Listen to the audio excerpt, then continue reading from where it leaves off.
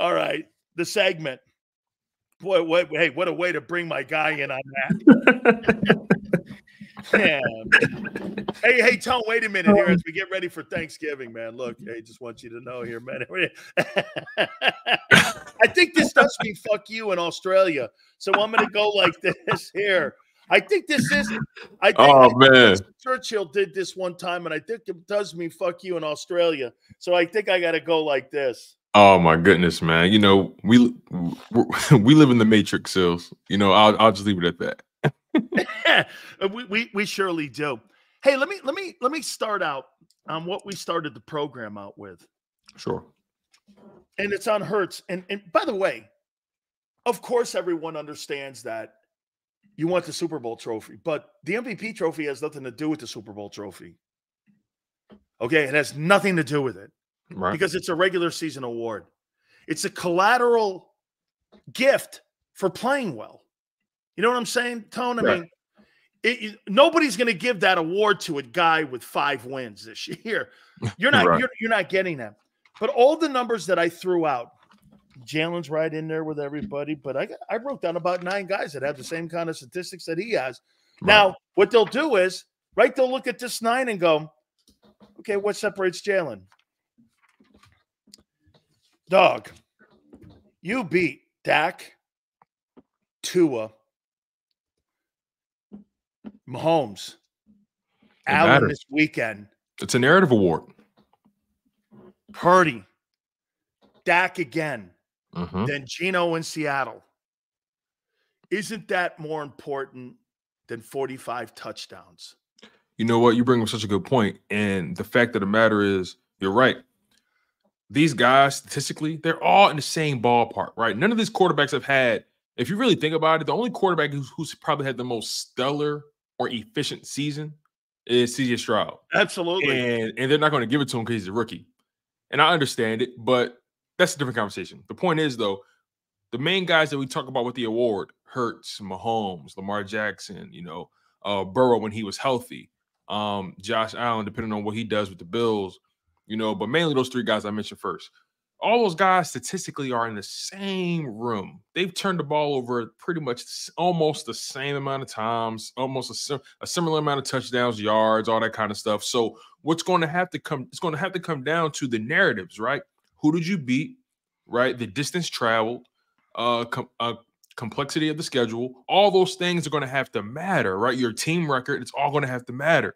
So that's why this 6-game stretch that Cowboys game included prior to the bye, this 6-game stretch is so important because it can completely shift the paradigm. It can completely shift the narrative and how Jalen Hurts is not only seen in Philadelphia, but also seen nationally. If he dominates this, again, it's not even about the stats. If he wins these games, it's gone.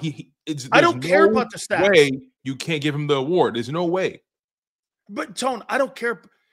If you beat those men, and then say you go into the Super Bowl and you beat Lamar Jackson, do you say he's the best quarterback in the game at that particular time? You got to. I get this. Even me. You got to. You can't put a gauntlet of the top guys in the league and beat him and then deny it. And Senior, I love you, man. And we go back and forth, and you change your narrative. Well, that's why that guy Bayless looks the way he does when he talks about LeBron, still to this day with 4 NBA titles. He did it in 3 different cities. He's finals MVP. And for you to consistently hang on that narrative, look at how that looks now. It looks if bad. Jalen does this, he's changed his own narrative. That's why. And here's the thing, right? The mass media. You think Nick Saban thinks differently of Jalen? Oh yeah, without a doubt. It's so funny. I was talking about that earlier. How Jalen Hurts, where he came from, being benched, all that kind of stuff. The things he's had to overcome, being and get to this point, being a multi-million-dollar quarterback, and franchise guy, and again the distance travel. You got to give credit where credit is due. So, again, back to that 6-game stretch, right? They've called it, again, this is what the mass media has said. So we have to hold them to the fire. They've called it the gauntlet. It's been universally known that the Eagles have the hardest schedule in the league. They said this was the toughest stretch out of any team in football. They've said these things. They've elevated this schedule, not us. So if Jalen Hurts happens to win all these games or even go 5-1 throughout this stretch, you mean to tell me he's not the MVP when you guys have elevated this schedule to seem like it's almost improbable? So again, they had to hold themselves accountable in the MVP voting. They've talked about it all year. Can the Eagles survive this schedule? Can they keep it up? So far, so good. But again, it's going to come down to these journalists being honest and real and transparent. This is going to be tough because this is. What are you asking? I can't wait to get Cole on. I'm going to tell Cole you said that, and then I'm going to say, hey, guess what, Cole? Jason, Tone was swearing at you because he wants you to be honest. Am I wrong though? They're going to have to keep it real with themselves. Absolutely not. Especially when the one that propped it up. They did it. So when but they'll change it. Of course, you know what they're going to say? They're going to say, "Well, Buffalo, you know, they were." No, he has Smith and AJ. Right. Or they'll probably try to say, "Well, you know, I mean, Brock Purdy, we still don't know what he is." Well, come on, man. That crazy that Patrick Mahomes doesn't have wide receivers. Well, come on, man. Hurts benefits in the one-loss record for having a good team around him, but it's a detraction to people how they see him. And have you ever seen anything more fucked up in your life that they take away from your game and penalize you for the team around you? More so, I'm telling you, Tone, if he's white, it's different, but that's another story. Here's the thing. I'm just saying, dude, Hurts is. I've never seen anything like that where, well, he's got a good old line. Okay. I mean, Purdy does too. How come he's looked at more and they're propping him up more? Shit, sometimes more in some places, more than Hurts. Here's the thing. What's the difference? They can't explain. Here's the thing. This is why they get so upset about it. They can't explain it. They can't. 1 + 1 doesn't equal 2 in Philadelphia. They can't explain it. All they've done is say, well, you know, the best he can be in this league is a backup quarterback, you know, all that kind of stuff. He's a runner. They can't explain it. So when they see it, it goes against their conventional wisdom. So I look at this guy. I look at this guy, Jalen Hurts, as, you know, he has an opportunity here to really shut everything down. And look, I'm not one of those guys. I'm not going to sit here and kill a guy for having a respectable or an effective GM, right? Like, come on, man. Like, I can't do that. Like, what are we talking about now? Why would you take a shit on a GM for building a good team around your quarterback? Exactly. We shit on GMs for not doing a good job. So that I'm in. So why can't a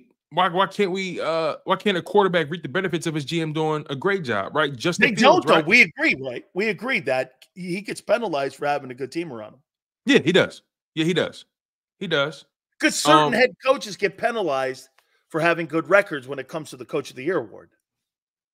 Yes. Like Belichick, I think he's only won 2. I was saying earlier though, on Sports Take, I was saying because we was talking about Nick Sirianni's career, and I'm of the belief that, you know, regardless of how people feel about Nick Sirianni, I firmly believe he's paid his dues. When you think about how he got into the league, you know, being being a D-backs coach in Mount Union for many years, and being a receivers coach at Indiana University of Pennsylvania. But remind you, those are D3 and D2 schools respectively.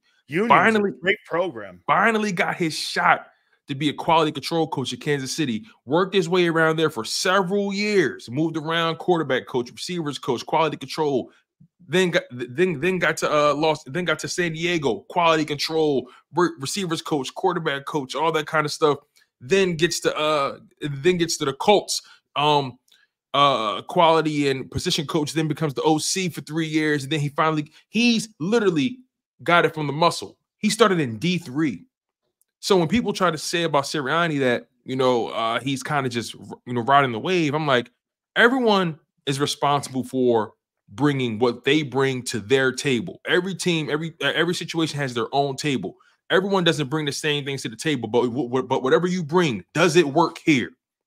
And Nick Sirianni has is in a situation where he is thriving. He knows how to maneuver in Howie Roseman's ecosystem. Not a lot of people can't do it, but he knows how to operate there. There's a skill in that. He knows how to appeal to his players. He may not be the most sharpest offensive mind. He may not be the most electric. He may not be a golden boy like McVay and those guys. But when it comes to understanding his weaknesses and allowing his personnel, his staff, his players to do their job and him be hands off and kind of just peek in, touch here, whatever. I got to respect what he brings to his table. I have to respect that. I love what Keon said a couple minutes ago. It's funny. They never, ever said anything negative about all the massive talent that was around Peyton Manning when he had Marvin Harrison and he had Reggie Wayne, Dallas Clark, Marshall Faulk, Edgerrin James. Brady had nobody. But you know what they never did? They never put him on the same plane when it came to the talent that was around him. They always said, well, Peyton's just as good as what's his name. And so what they did, and I think his point is, they never in a million years ever said, well, this guy's playing with a loaded team. Same offensive coordinator, same old line for a decade. Mm-hmm. They never did any of that. It was a constant revolving door. But for Jalen, they do that. Second round pick, that's why. They look at him. Outside of Philly, I do not believe. Now, maybe a little bit now because it's wobbled a lot up in Buffalo. But I think they look at Josh Allen and Jalen Hurts, and I still think people think of him as – they think people will look at him as a better talent than Jalen. Well, here's the thing, right? And I'm not afraid to say this because that, but if you watch the games, they don't. Right. Here's the thing. When you just look at raw physical abilities, in a vacuum, Allen is more talented than Jalen. He is. And that's okay. That's okay. It doesn't mean anything in the end. It doesn't make him the better quarterback, though. Right. And it's okay to acknowledge someone's raw abilities, but then look at someone else and say, okay, I understand this guy is more talented, but this guy just plays the position better. You know what I mean? Like there's so many people in life who are more talented than you, but you do the job better. You're more productive. You're more efficient. Like, this is life. There's so many people who are talented and they just can't get the job done. They can't get the job done. It doesn't mean anything. How many times have you beaten people that are more talented than you in things? Exactly. So again, I think another reason why Jalen Hurts doesn't really get the respect is because he's a tweener. He doesn't do a single thing extremely well. You following me? He doesn't do one thing extremely well except win and lead. He's a bona fide leader, but he doesn't have the strongest arm, right? He's not the fastest quarterback. He's not the most electric guy, right? Are you talking about Brady? No, I'm talking about Hurts. Oh, I like what you did there. You'll have to excuse me because I thought you were talking about Brady. Listen, man.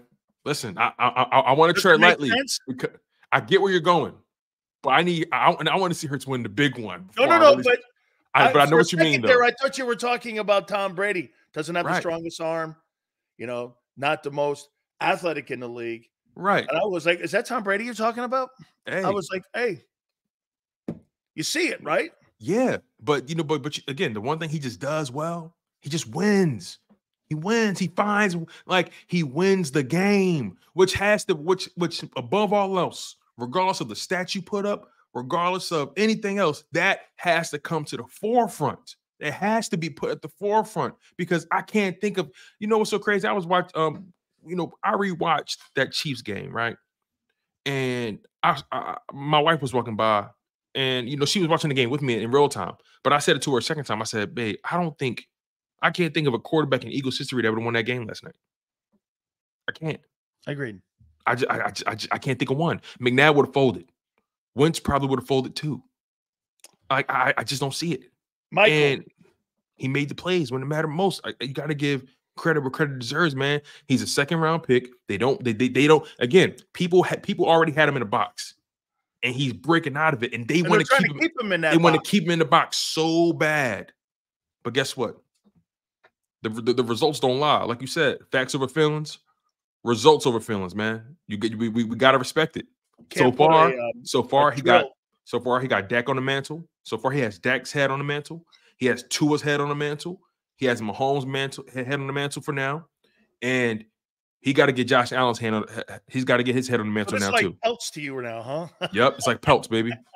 Taxidermy.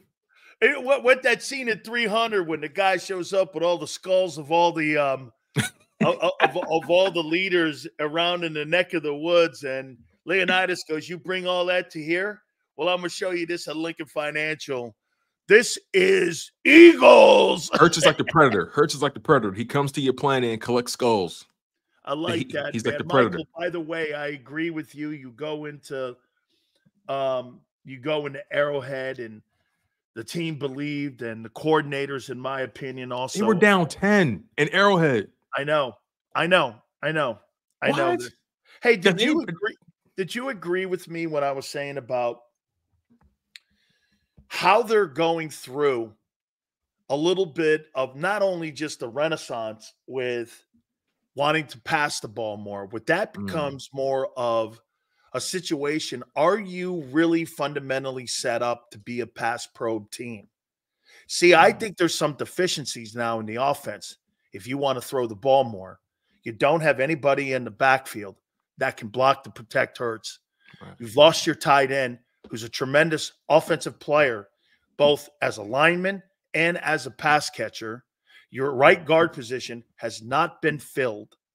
And in my opinion, Jalen Hurts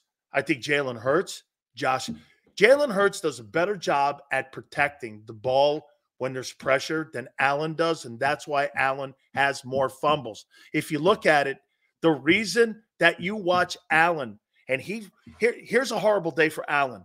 One pick and a horrific fumble in the pocket makes whatever that guy does look shit. And Jalen, I think, being hurt and all that, moving around in the pocket, I still think he's trying to figure out pass protection. And if you notice, when we pointed this out yesterday or a Monday, we pointed this. I mean, when you got a center calling off a quarterback because there's a blocking scheme, it's tremendous. I think the communication between him and Kelsey, I think they're still working that out. I think they're still fundamentally working that out. More audibles, more line changes. Personally, I'll tell you, Tone, to me, I think Kelsey and Hurts are taking more control of the offense coming out of the bye. And to me, that game, it made me see it in how Kelsey's in control of the blocking scheme in the O-line. Jalen's going to audible out of something if he sees something different. Second half, they realized they had to run the ball. 11 of the 12 rushes were in the second half. They're putting more of the game on those two guys, in my opinion. That's an interesting outlook. You know what's so funny? I mean, to your point, if you think your coordinator's not good enough, Tone, don't you put it into the hands of the guys who have the ball in the hands of them the most? Kelsey and Hurts handle the ball more than any players on those teams. And I trust them. And you know, that situation you brought up between the communication, that just shows their trust. You know, real quick, right? Do you think it's fair to say that, because remember I told you how Kelsey was going to retire, but then he said he came back for Hurts because Hurts kind of gave him that feeling. He said he said there's something about this kid. I gotta find out how good he can be. Do you think Kelsey is so fascinated by Hurts' development and where he's going, he feels like he can't help but to stay in the league and be a part of this ride?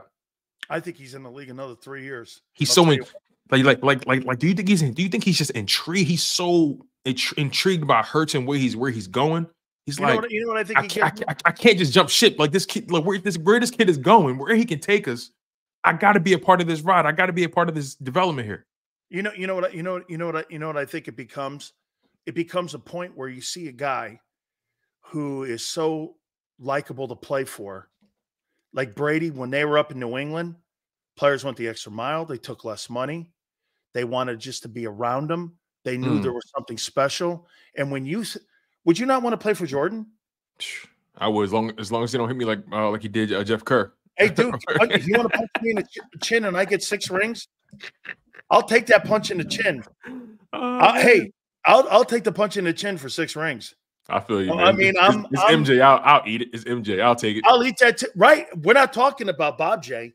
I'm talking about MJ. I mean, Bob J. That's funny. So again, he has an MJ effect on guys. Where think about all the guys that played in Chicago. Name me one guy that went on to win an NBA championship that hadn't won one already, that went somewhere else outside of Kerr going. I think Kerr may have won one in Spurs. He went to the Spurs. Player in San Antonio. Yep. But nobody else did anything. Rodman already had his 2. That was from Detroit. I mean, nobody did anything. Pippen didn't do anything after he left. Right. Pippen went to the Trailblazers and kind of fade into obscurity. So then he went to Houston and did nothing too. Right, exactly. So no, you bring up a good point, man. Like there's a gravity around Jalen Hurts, and again, he may not be the most talented dude. Again, he's a tweener. He doesn't do anything extremely well, but he has such a mastery of his own skill set. That's the thing. To have whatever you're capable of, to be able to maximize that to the fullest. And I still think his ceiling is rising as he rises, because I still don't know where his ceiling is yet. You tell me, Sills. I mean, I have a hard time figuring out where I know what his floor is. I know what the floor is, but still, I still see the wheels turning. I still see the development in little ways. You know, what do you think about that? Would you take Brady at 25 or would you take Brady at 45? Man, that's a hell of a question. Or about there's 40. Yeah, because at 40, he has such a mastery of the game. He had it on a string. No, wait a minute. 25. But 25. But 25, I'll take that because I have so much left to play around yeah, but with. at 40, there's something he has seen everything. He's seen everything. There's nothing you can do to him, and you have a built-in coach. You have a built-in OC. He does everything. Built-in way of running a roster. All the things he had learned, and all the small things that you constantly tell me about Hurts. You know where Hurts' ceiling is and where he's going to get better? It's not on the field. It's about teammates.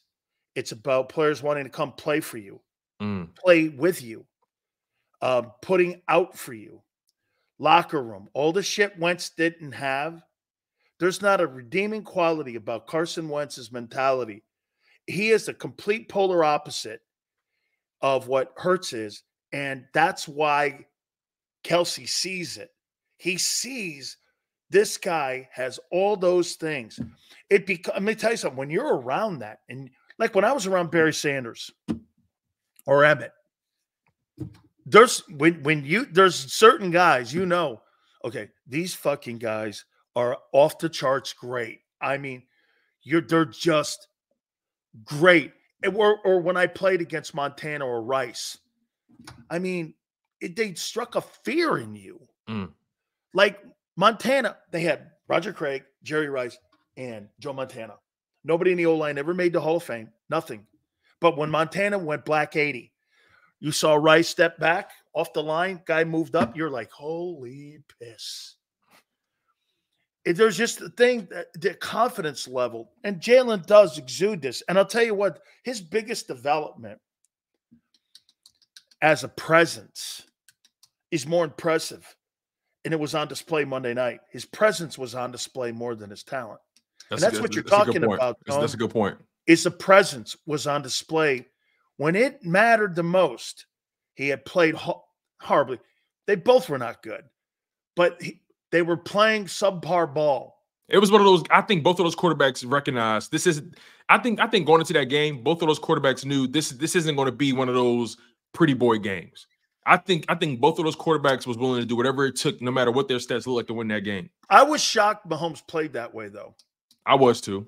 I wasn't shocked that Jalen would play like that because I think Kansas City's defense and the way the pressure in the O-line. It's for real. It's for real. It's real. KC's got a real defense, and that kid Chris Jones is better than advertised. Oh my God! Seeing him in real time like that. Yeah. You know, for I was pretty shocked. I was shocked. I was surprised too. I was because he truly went down shocked. the line of scrimmage.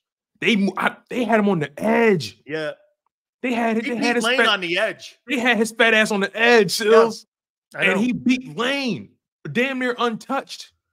Yep. I'm like, this can't be for real. So I'm watching. That guy. See, I'm watching, and I'm thinking to myself, okay, there's no way the Eagles could win this game because of their defense. Their defense was just so ferocious, but the Eagles just kept pounding until finally the dam broke. They kept pounding. Hurts kept pounding until they found leakage on that boat, and then they found a way to sink it. I want Brian Johnson replaced at the end of the year, even if they win a Super Bowl. He's not good enough for him. Brian Johnson, not good enough for him. He makes me nervous. I'm not gonna give him the job just because the player outplays his knowledge. I mean, why in the world would you not want to upgrade that position? That's such an interesting point by you. I'm literally on a week by week basis with Brian Johnson. Well, then you really then he's not the guy. But John Desai has solidified his job. I think he's going to be an NFL head coach someday. Yeah, I think so too, man. The way he you don't just shut out. No, you don't just shut out Patrick Mahomes in the second half. That's not. Has he ever been shut out in the second half? Well, no, he has. You don't shut out Travis Kelce with Zach Cunningham and Nicholas Morrow. Yo, those guys are lucky to be playing. Yes. Zach Cunningham is trying to resurge his career in Philly, which he's doing so far. Nicholas Morrow's playing for another contract. Maybe those are the kind of guys that are hoping for maybe a 2 or 3 year deal somewhere. They're hoping for that. Get this. Nicholas Morrow and Zach Cunningham have saved another 2 years of playing in this league because the value Nicholas Morrow was even waived by the Eagles. They put him in the little kiddie league. Then they brought him through the little kiddie league, gave him a starting job, and because Nakobe Dean, is it luck or what have you? You never want to say that kind of shit, whatever. If you would have put Nakobe Dean in that game against Patrick Mahomes, you would have had problems. But you know what helped you? Communication. Right. And even though Nicholas Morrow may not be the best, he's not. I think his experience gets overlooked. He's been this is like his 5th year in the league, 5th, 6th year in the league. He's been around. They stabilized it. Yeah. So it's again, Sean Desai, man. That the way he had those, and this goes back to the poise, right, of the quarterback. Can you think of any other let's think about the situation. You're down 10 at Arrowhead. Your offense and your offensive line is getting whooped. Your defensive line is getting whooped. Your quarterback is getting beat up. Can you think of any other quarterback that could have found a way to pull his team across the finish line like that? Tom Brady. And I can't even. You ain't. I'm silent on that one. You know what I mean? That's Joe Montana. You know. Well, okay. Let's say active. None except the guy he played against. You know what I mean? Like, it's just that's the point I'm making. I don't see Tua doing that. That's the point I'm making. You know, I don't see Tua doing that. There's not anybody in the league. No offense to T. And I'm a Trevor Lawrence guy. I don't see him doing that. Down 10 in Arrowhead. Andy Reid, Patrick Mahomes, Travis Kelce. I saw San Francisco beat the shit out of him. Hey, can you name a game that Jalen Hurts has had the shit kicked out of him? Like that? The Bucks playoff game? Yeah. Physically, you're talking about, right? Physically and not looking. Yeah. Like the open guy, Devontae, was open a billion times and all that. Because here's the thing. Was screaming at him. That's a good point. We've seen Hurts play bad before, but historically. It's 2 years ago. But historically, he lost the game. That's the difference. But that's 2.5 years ago. Not that far. Not that long ago. Oh, I think that is a fucking million years ago. Now, it looks like that, right? I think that's a million years ago. Like, and I think that's the difference in his development, that's his 18th right? start. He's shown. No, that was probably what? Because he missed a couple, so that was probably like his 16th start. Right. And that's the thing. And that's the amazing thing about Jalen Hurts. You watch him in 2023, and you say to yourself, yo, in 2021, like, we've seen him play bad before, but the thing that was missing was, can he overcome it? And he's shown that game was like the perfect example of where he was in his development. That was the perfect indication because, again, he didn't play well, but he made the necessary plays. He kept grinding and found the leakage points and just kept weaning his way down there. And all of a sudden, they cracked him and they held him to the lead. Shout out to, but first and foremost, let's make this clear. We talked about him already, but let's bring it up again. Throwing Desai in that defense is the reason they won the game. Yes. They kept them in it. And Hurts running in the second half and making the play to Devontae. Yes, defense made it all possible. I want to make sure those boys get their flowers. They made it all possible. I do, on a sidebar note, want to you agree that Travis Kelce's p-whipped. I was talking to Rob and I said, man, he looks old. Old? He looked old. I thought he looked brokenhearted. I thought he was more brokenhearted, like, you know. Yo, I mean, listen, I don't know. You know how you call like a woman and you're sitting by your phone and you're going like this? Now, why won't she call me? You know what's so crazy? If like my wife went on like a little girls trip last year or a couple years ago, right? I could care less. And when she went away, I keep my feet up. You know what I mean? I got loose. I'm so loose, man. I almost lit my house on fire twice. I was so loose. I was so loose. I fell asleep with a damn honey bun in the oven. You know what I mean? I was that loose. I burnt the damn cookies in the honey. But I'm not allowed to like light anything like candles or anything, Tone, when my wife was gone because I almost lit the house on fire twice. And so like I'm not allowed. Travis Kelce, his lady's going. He gets all tight. He dropping the ball. He fumbling. Come on, man. That's that's not a good look. Come on, man. You got to man up a little bit there, man. Who wears the draws in that thing? That guy wears a G-string. Yo, did you know there's actually a stat out there that his numbers are drastically different when she's not there? Oh God. They've already started using it. Don't tell me that. That is such a. I'm gonna find it. I'm gonna find it. I don't. I'm sorry I brought this up. I lost 5 minutes of my life here. Hang on. Hey, Tone. Short work week. Does it concern you? If it was, it is at home. Okay, it's it. Okay, you're at. That's a big part of this. You're at home. Short work week, but it's only Monday though. It's not like you got Monday then Thursday. No, wait a minute. Now remember something. Most teams that play, okay, you get Saturday. I mean, you get Monday. You get one less day of rest. You're traveling Monday night overnight. You get back to Philly Tuesday. You probably rest Wednesday morning early. Yeah, you rest Wednesday. You probably get back in the building on Thursday, Friday. Oh, you're not resting Wednesday. You probably, because it's a short work week. Probably doing walkthroughs, right? Players' day off, but because you travel Monday, the game was an East Coast, was a Midwest game, right? So that may have helped you a little bit getting back. But you probably got home at around 2:30. Then you got over to. Then they don't drive you home, dude. They drive you to the complex. Right. Take off in there, so you probably don't get home until around 3:34. You have to show up the next day at around 8 o'clock because you can't take a day off. You got to get your game plan on Tuesday now. So you get your game plan. You probably don't practice in pads. You're probably just doing it in helmets and shorts. You watch some game film. Then you get your playbook and your game plan on Wednesday.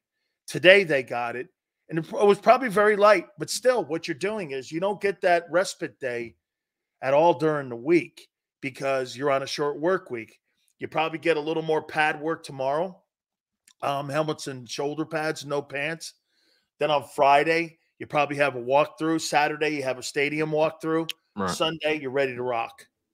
That's how that week rolls. Okay. Short work week though, but to answer your question though, I'm not that concerned. I'm not that concerned. Because they know what they're doing. Yeah.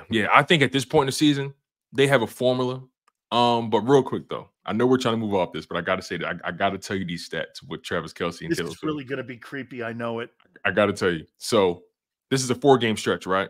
Oh God. The 4-game stretch was Bears, Jets, Broncos, Chargers. September. No, why are you using these for? I want to know. Well, I mean, this is the only stretch that they have right now because that they know that the two of them are hooked up. So right, so okay, September 24th, Bears, right? So here are his stats with Oh, okay. I'm sorry. This is like an 8-game stretch. So anyway, here are his stats with Taylor Swift in attendance. Right. This is with her being there.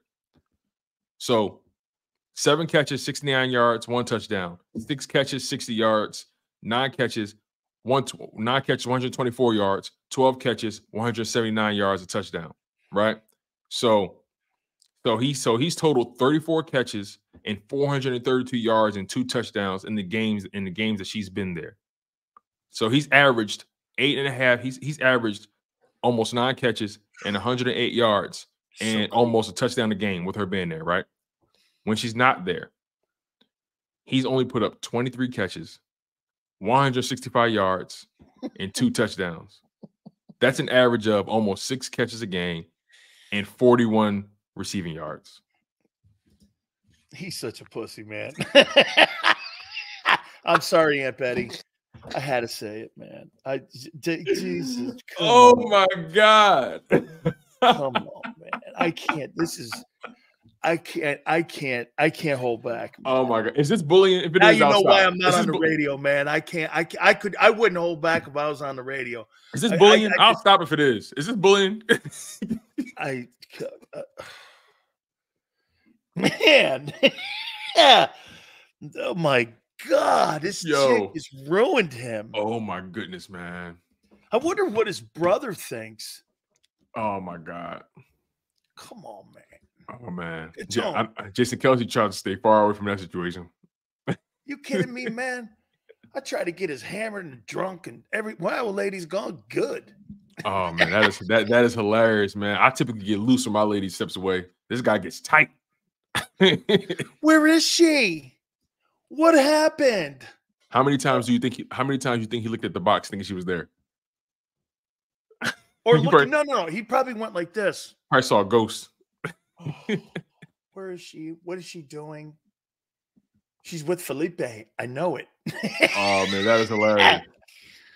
That is hilarious. All right, anyway, let's move on from there. Where were we? I have to refocus myself. Right. You're not concerned about the work week, right? Being short. I'm not. Pros. I'm not. I think these guys they just came off of a 2-week layoff. They'll be okay. You think he has a butt stamp tattoo with her name on it yet?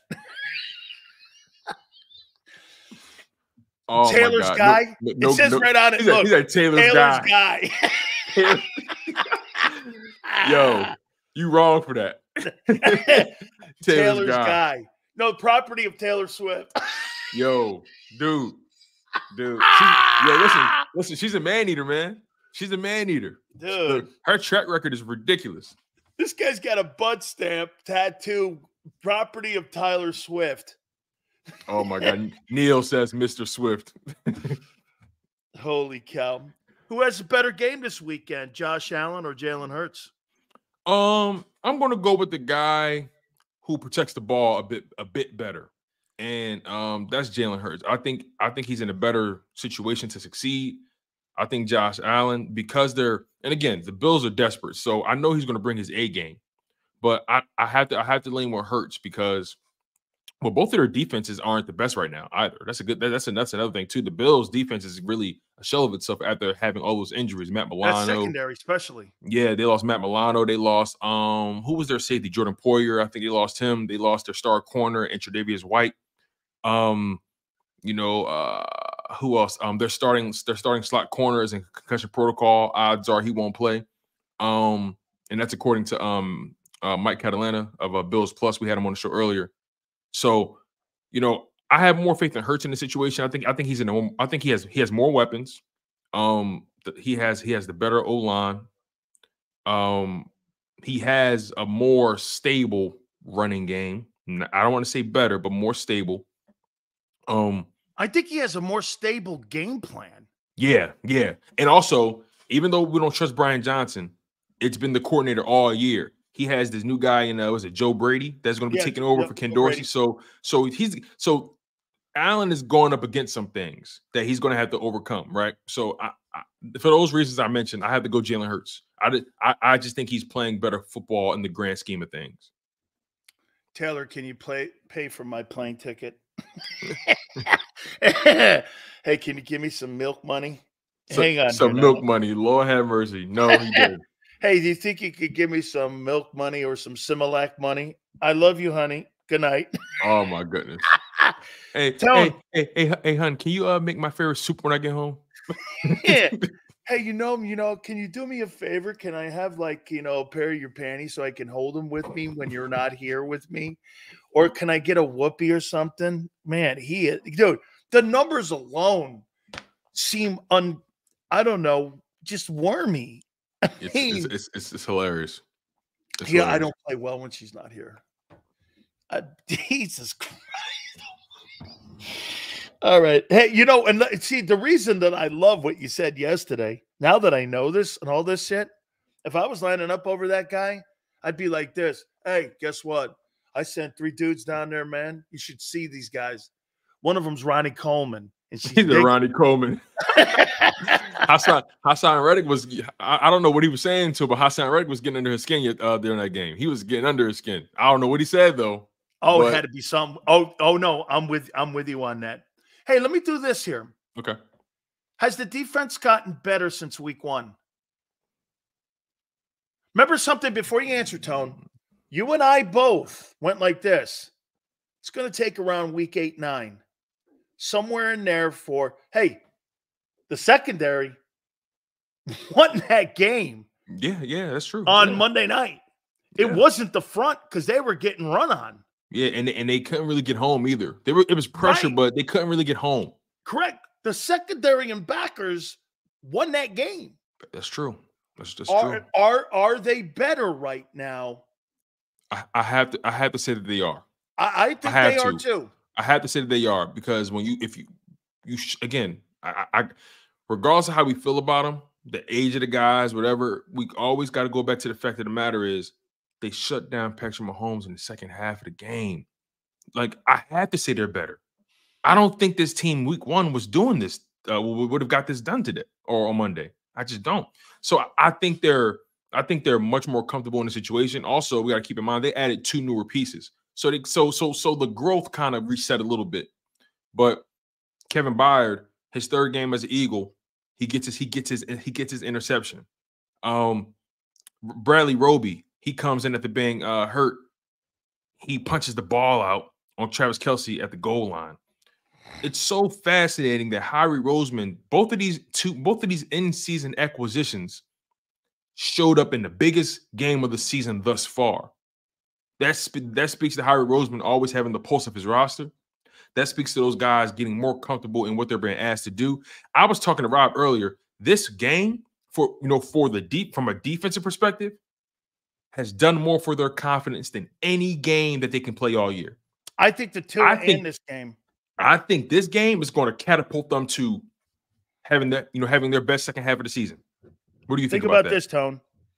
Tua and Mahomes are considered to be having the 2 best, along with Stroud, passing seasons in the and Mahomes is just Mahomes. Yeah. I think when you're a secondary and Dak Prescott, they're saying he's having a great passing year too. That's what they're saying. Okay. I'm not, no okay. comment. I guess so. But I think he gets more out of the 2. I think the defense gets more out of the 2 and Mahomes game. More out of the Mahomes game for sure, because it's on the road. Yeah. But the 2 and Mahomes game, if you could stop those guys and slow them guys down, what else is there out there that you're going to be facing down the line that you're going to be afraid of? More proficient than Tua and Waddle. I know was coming up. He's banged up a little bit, but Tyreek Hill was in that game. Okay. And Mahomes is Mahomes. Now you're going to go, well, they don't have the wide receivers in Kansas City. Well, we knew that in week 1 in the Super Bowl. Right. We knew that in week 1. It's Mahomes. Right. It's Mahomes. Right. So you tell me, right? You played this game before at the highest level. What does a win like that for your defense? What does it do for your overall confidence, especially when? Because Miami gives you momentum. Yeah. So momentum. What does it do for you mentally? Right. Momentum. You go into the next game against a guy like Allen. Because I think it's wonderful that a quarterback like Allen is next. You know why? Because you look at Allen and you go, he ain't that guy. Okay.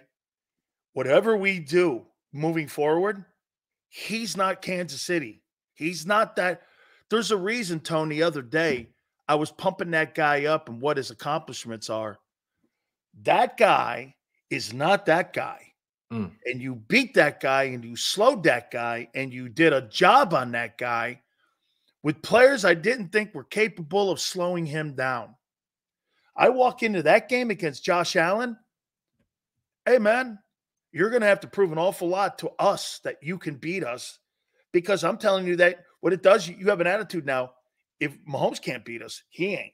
And do you think that was the difference between that 2022 team and this year's team? They had no experience with a quarterback of that level quarterback until the Super Bowl. They had no real threat at the quarterback position. Those two games against Kansas City has done more for their chances of winning the Super Bowl this year than any two teams that they've played in the last 2.5 years. Because you learned what you needed to do. You came back the next time. You upped your game. You beat him at home, at his place. Hadn't lost a game in November in his entire career. He was 45-10 all time at Arrowhead. And you beat him. And you not only beat him, but you slowed the entire offense down. I think you shut their passing game down. I mean, do you really think that was a really well-run passing game? Now, someone's going to go like this. What about all the drops? That's not an Eagle issue. Right. That's a talent issue. How many times do I take a shit on the linebackers and the safeties because Howie doesn't want to spend the money?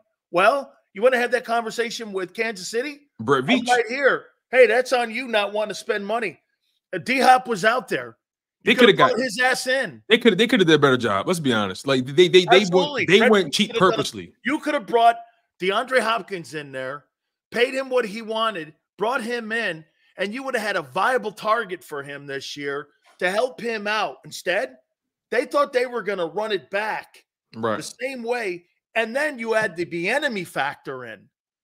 Okay? So what happened was you probably could withstand one of the dents inside of the boat taking on water. But when you widen the gap in the boat with more water being taken on, the boat went down. And that's why they haven't been able to score in the last 3 games in the second half. Listen, they could have. I'm not saying he has the most left, but like they could have even tried to take a shot on Julio Jones. They could have did anything. They could have brought anybody in. They could have did anybody better than what they got. Trade last year for Brandon Cooks. They could have signed Brandon Cooks, I think, in the offseason, I think. Right? They could have did any of that, but you know what?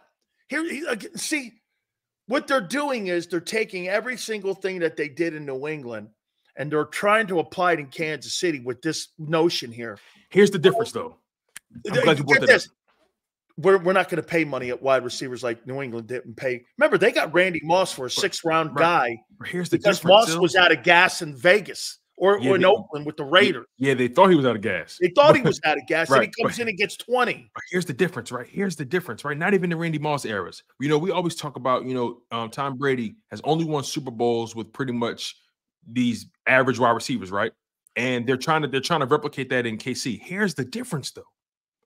Although they didn't spend money at wide receiver, and Tom Brady was typically throwing the ball to dudes like Chris Hogan. Who's Chris Hogan, right? But like, here's the difference. They were competent. They may not have been the most explosive, the most talented guys, but one thing you can always bet on, in big games, they would catch the ball. In big games. And in big games. That was the difference. Edelman's a Super Bowl MVP. Edelman is not going to anybody's Hall of Fame. He ain't going no Hall of Fame. But guess what? You can trust him to catch the ball. That's the difference in KC. Those guys can't catch the ball. You can go cheap. You can go cheap anywhere you want. But are they competent? Do they understand their job? They can't draft a wide receiver to save their life, but they can find guys who want to play ball with Brady. Exactly. Isn't it crazy when you put the game in the hands of the front office on certain positions versus putting the ball in the hands of a quarterback who Brady absolutely took a shit on every single front office guy in New England. Why? Every guy they tried to draft a wide receiver never panned out. And so you know what he did? He took guys that he trusted. He took guys and threw the ball only to them. How many times you bring Chad Johnson up? You brought Reggie Wayne up. You brought all these other guys up. And then all of a sudden they realized when they got there, they weren't fundamentally sound. Chad Johnson ran horrible routes. That's why he never got the ball thrown to him. And when you don't run disciplined routes, Brady's not throwing the ball to you.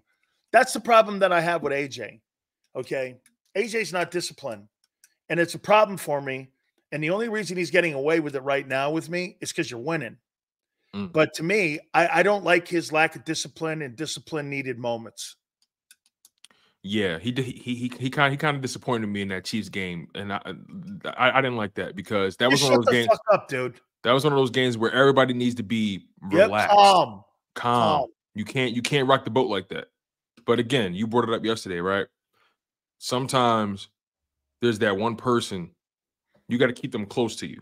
Yes, you got to let them think that, okay, we hear you. You know what I mean? Like I'm trying to think. Somebody that had a character, or a perfect example, Michael Jordan and Dennis Rodman. Dennis Rodman was a eccentric ass dude. And it was times mid-season, he'll say, I need a break and go to Vegas with Carmen Electra. You know what I mean? Michael Jordan said, hey, give him the break. Give it to him. He understood his teammate. He understood his players. So Jalen Hurts, I think, although A.J. Brown has had some moments on the sideline that I don't approve of, I think Jalen Hurts is the antidote to that. Also, winning is the antidote to that as well. You know, Aaron Hernandez was the locker right next to Brady's. Brady knew what he was doing with. Because he had to keep an eye on him. Yeah. And that's why Belichick was texting him every day of his life. They were keeping an eye. There's a reason that Aaron Hernandez went in the 5th round and not the 1st round. They knew who he was. They knew what he was capable of.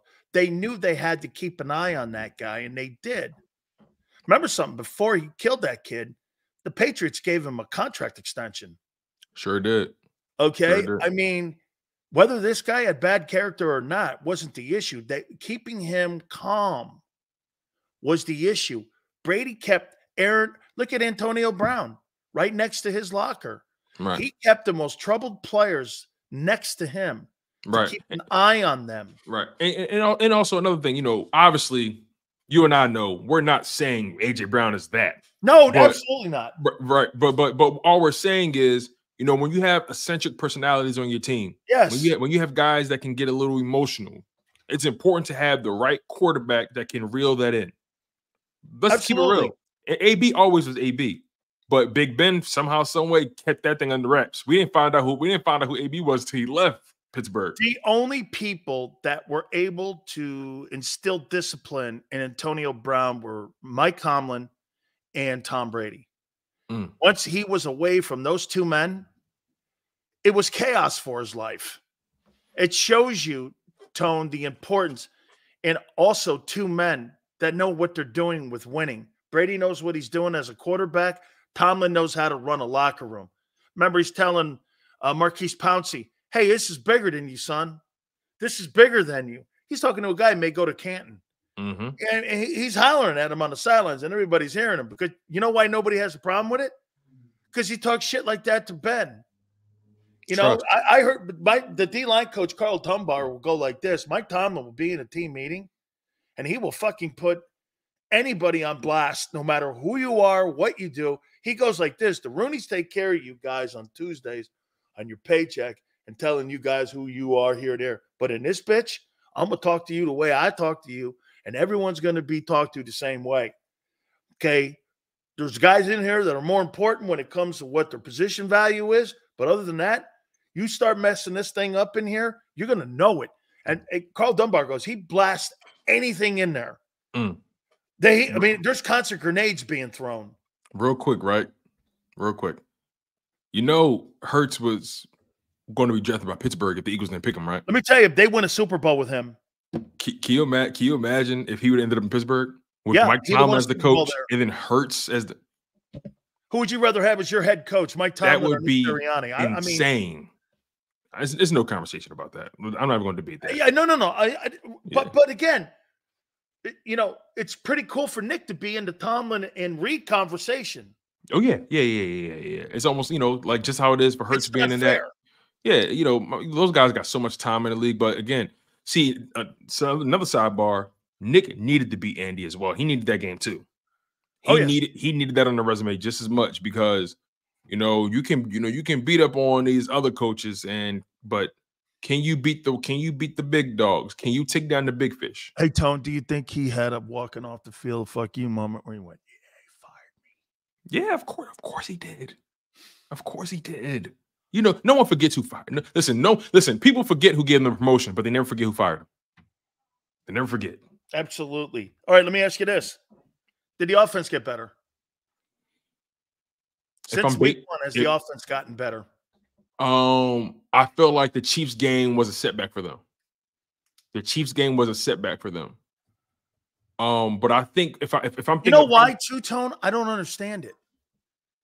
I don't understand how you gave up 5 sacks early in the first half. It all came in the first half. They all were in the first half. It was just two things I thought would never happen in that game. The Eagles would be pressured and outrushed by Kansas City. I didn't think that either. I don't look at Kansas City as a physical team. I look at them as a finesse team. They play fast, yeah. I didn't expect that. Out of all the things we talked about that whole week leading up to that game, one thing I didn't expect was the O-line to look like that. That was off a bye. Off a bye. You know what I mean? I don't know if they had one too many Chick-fil-A sandwiches over the break, or you know what I mean, or pop. I don't know what happened, but man, you know what? I'm actually glad it's a short turnaround this week because they can get back to action quickly. They ain't gotta wait. They ain't gotta lull over this too long.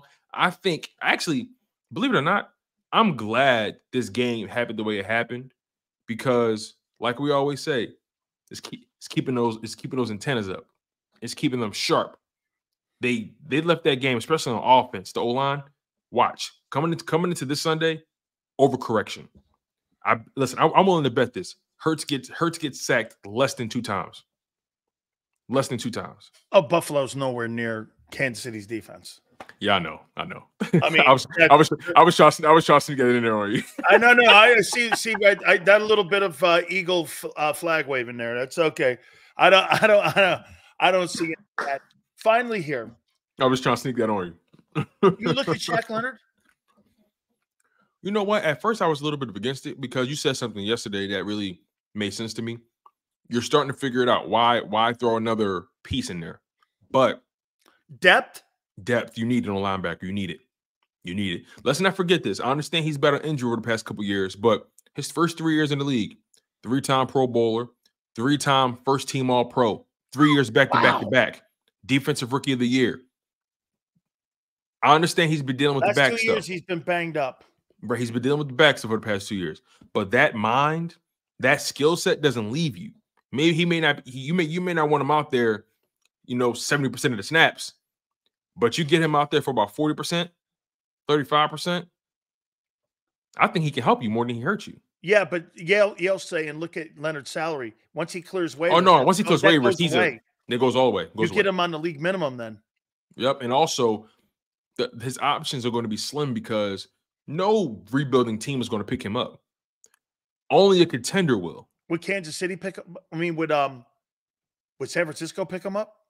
No, I say no because remember they have Fred Warner, they got Greenlaw, and then remember they picked up Randy Gregory. They already traded for Chase Young. I don't see them doing it.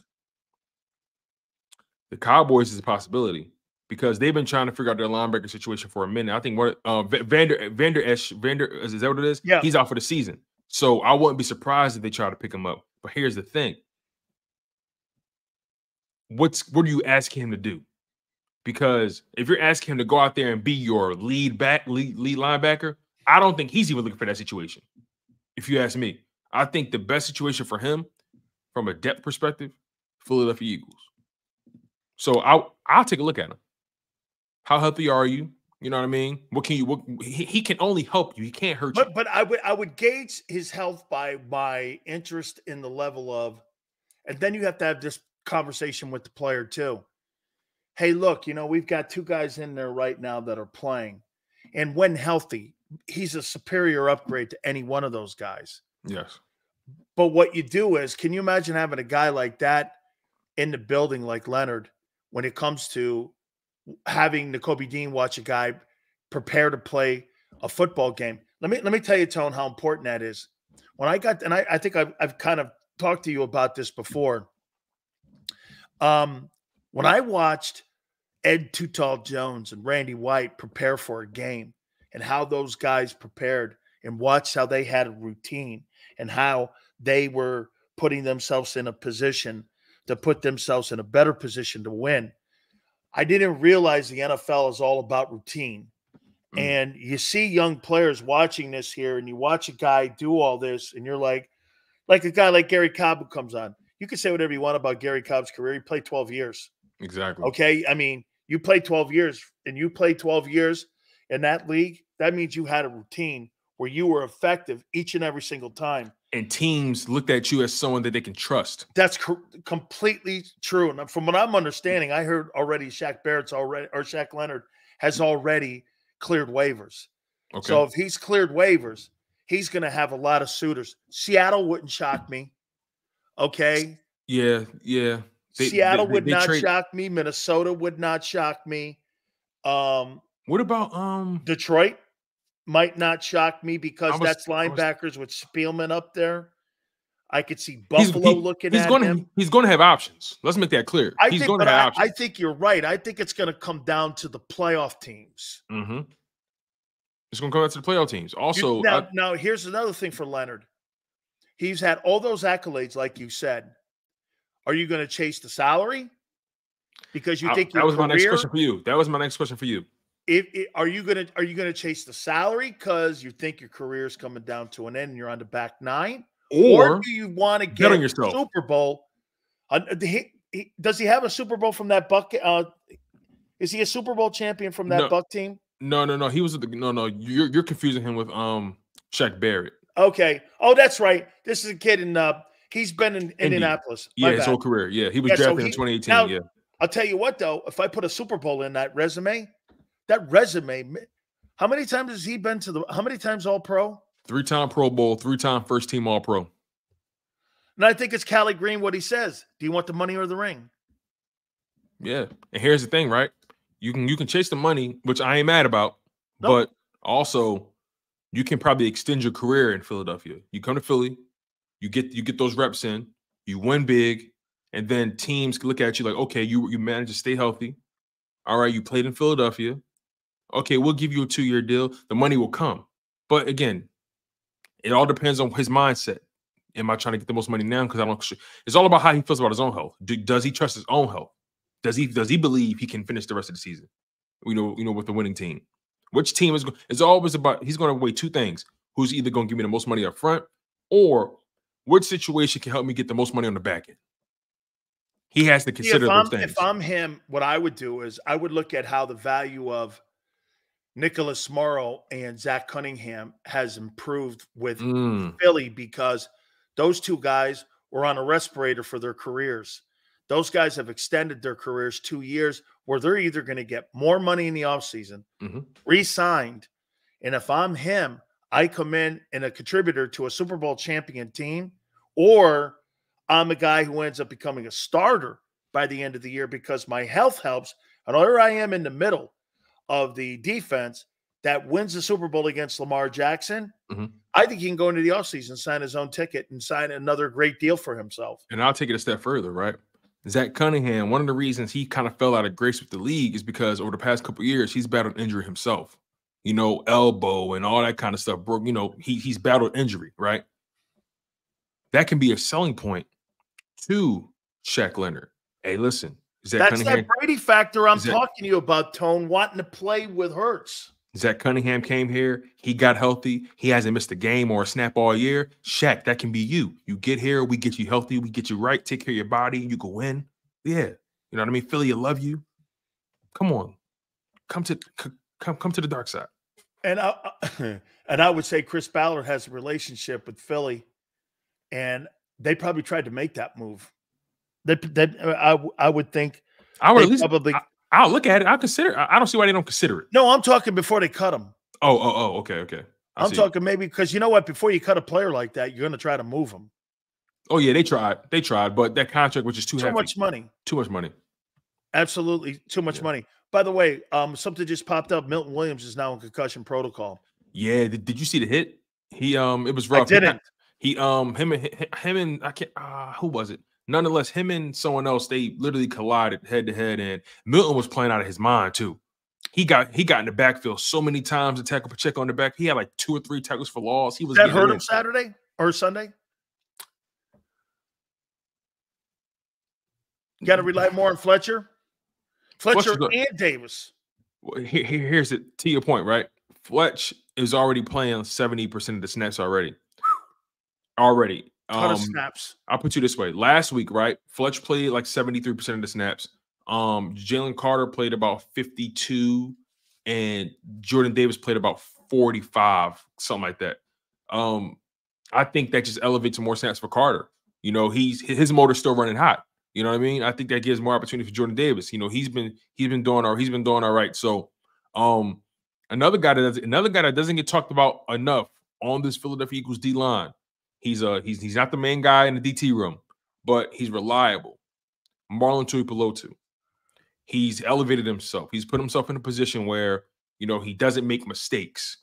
He's always in the right spot. He's great in stopping the run. He's great in stopping the run. He's a prototypical nose tackle though, but they use him in the, you know, the 1 and the 2 eye. They use him. Yeah, and then they got that other guy. And they tilt him too a little bit. I've exactly. seen him So look at this report here.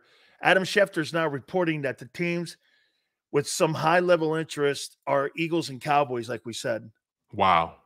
Listen, we know what we're talking about here because it's all about the contenders. And he's going to go to the team that puts him in the best possible position. I'm telling you, he's a young guy. He doesn't want to stop playing football. He doesn't want to stop. He's going to go somewhere where. Dallas, would you want to play in Dallas if you're him or Philly? Now, Tone. Hold on. Take them damn glasses off. No, listen. Hear me out. I know where you're going with this. Okay, I'll tell you what. You make the call for the Eagles. I'll make the play for the Cowboys. Go ahead. Well, listen. Here's the thing. Nick Sirianni has the connection over there. Remember, he used to be with him. That's the connection right there. He does. Nick has a habit of bringing in his Colts guys here. He has a habit of doing that.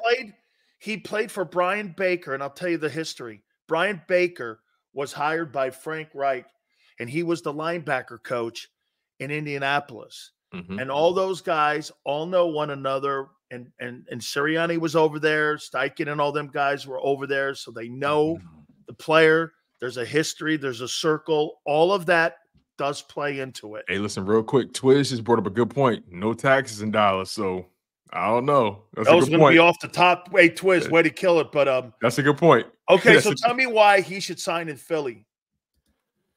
Shaq Leonard. Hey, Shaq, we already beat Dallas. Why you want to go to the losing side? We already beat him. I like this. You make your pitch, and I'll make my pitch. Hey, Shaq, listen, man. We understand that your health has been a challenge for you, right? We totally understand this. But look, we have guys on this team that no matter what happens, we get you paid. CJ, we traded for him, got him paid. TJ Edwards, undrafted guy, we got him paid.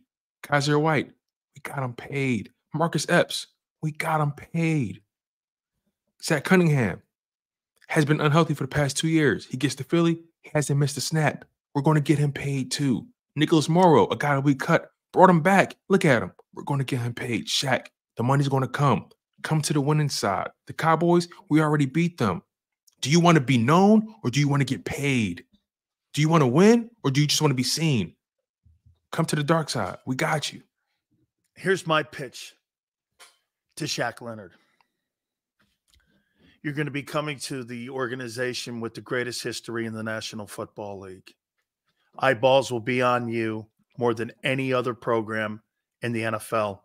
You play well here, you are going to get paid, and you know I pay my guys. We're going to go and do something special now that we haven't done since 1993 with you. We need you here. We want you here. You're going to walk right in here and start. And I'm going to pay you at the end of the year and reward you like I always do. Every single guy that rolls into this place, it becomes a factor. It's the Cowboys. All eyes are on you. Not just the eyes of Texas. The eyes of the world are on you. And you're going to be coming into a defense that you're going to solidify our run defense. And when we beat Philly, we're going to win the NFC East. We're going to host the NFC Championship game. And we're going to go to the Super Bowl. And here's the most important thing, Shaq. You tell your wife this. No state income tax. Hey, Shaq, listen, I know hey, Shaq, I know Jerry mentioned how all the eyes are on Dallas, but last time I checked, the Philadelphia Eagles just hosted the #1 most watched Monday Night Football game with almost 30 million people. Oh, you're going to get seen no matter where you are. When you win, people watch. It's just that simple. When you're in Dallas, yeah, they watch, but they're watching for you to fail, not for you to win. It's a difference. Come to Philly, you're going to get your money. We get guys paid. Understand? Come to the winning side. You want to go to a team that's trying to beat Philly. Listen, comes to Philly. We already beat Dallas. We already beat. See, they're living in the past. He's talking about history. We're talking about the present. We're talking about your future. Shaq, remember, it's the Eagles and the Star. I think I won this one, Sales. I think I won this one. The only thing I can pitch to them is what the Lakers tried pitching to free agents. Man, it's the Lakers in Sunset Boulevard. It's not winning anymore at all. You see, the Cowboys can't pitch winning. Think about that. Everything I did, I had to dress it up. I had to use the history of the team. I couldn't use the present. You're right. You're right, man. Yeah. Okay, so this is what I would say if I was Howie. Hey, you want to play in the present and win? Or do you want to talk about Bob Lilly and you want to talk about Hollywood Henderson and you want to be with all them dudes? Or do you want to win? They haven't beaten us, and I can't remember. I mean, honestly, we've been to Super Bowls. We've been to NFC titles. They can't even get out of their own first round here. Every guy that has played on my teams that have been a free agent, everyone got a raise. And guess what? What free agent has Jerry signed that he's actually paid? Not a guy he drafted. He could have paid Amari Cooper. He let him go. Yeah, but he doesn't value free agents like exactly. that. Well, that's another good pitch. We value free agents. We value you. They don't. See? Here we go. Case closed. Winning the argument. Case closed. Case closed. Hey, I hope they do sign his ass because I think, get this, if you can get that guy 30% of the snaps, it improves your linebacking core. I'm telling you, man. Remember, Shaq, it's no a state win-win. income tax. Hey, listen, why do you think I moved to Texas? No state income tax. Hey, remember, no state income tax. Remember this. You know, you don't have to eat like mountain oysters over here, but we got them if you need them. It's all good. Hey, dude. Oh, man. That's hilarious. Hey, man. Fantastic stuff. Thank you, Tone. Definitely, Sills. You already know, man. I appreciate you.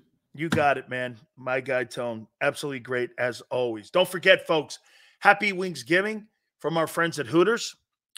Month of November, we are giving you an opportunity to have specials each and every single day of the month of November. The iconic Hooter girls want to thank you, especially during this holiday time. From Rhode Island through Jersey all the way down to KOP, you guys get an opportunity to go in and experience what I've been talking about now for a long time.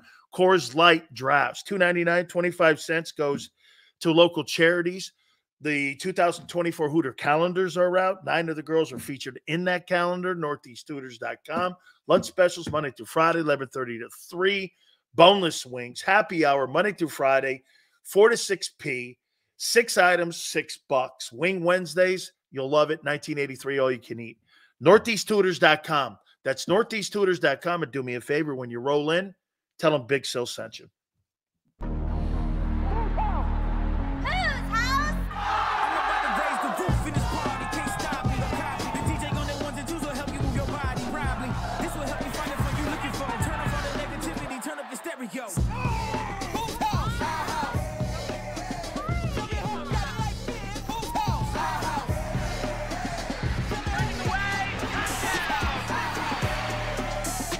Football and Hooters, the perfect pair.